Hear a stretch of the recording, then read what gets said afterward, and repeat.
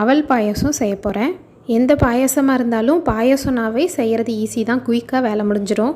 வெள்ளை அவல் வந்து நான் அரை கப் எடுத்துக்கிறேன். இது 100 கிராம் அளவு இருக்கும். நெய்யில் ஃபஸ்ட்டு முந்திரி திராட்சை எல்லாம் வறுத்து தனியாக எடுத்து வச்சுக்கிறேன். இதே பேனில் அவல் சேர்த்துட்டு நல்லா கிறிஸ்பி ஆகிற வரைக்கும் வறுத்துக்கலாம். இப்போ கொஞ்சம் செவந்து கிறிஸ்பி ஆகிருக்கு. இது கூட நான் 2 டம்ளர் பால் வந்து சேர்த்துக்க போகிறேன். அதாவது 100 கிராம் அவல் கூட 400 ml வந்து பால் சேர்த்துக்கிறேன். அவல் வேகிறதுக்குள்ளே வெள்ளை பாகு ரெடி பண்ணிக்கலாம். வெல்லம் வந்து 3/4 டம்ளர் நான் எடுத்துக்கிறேன். 3/4 டம்ளர்னால் 150 கிராம். தண்ணி வந்து 2 டேபிள் ஸ்பூன் அளவுக்கு கொஞ்சமாக சேர்த்துக்கிறேன்.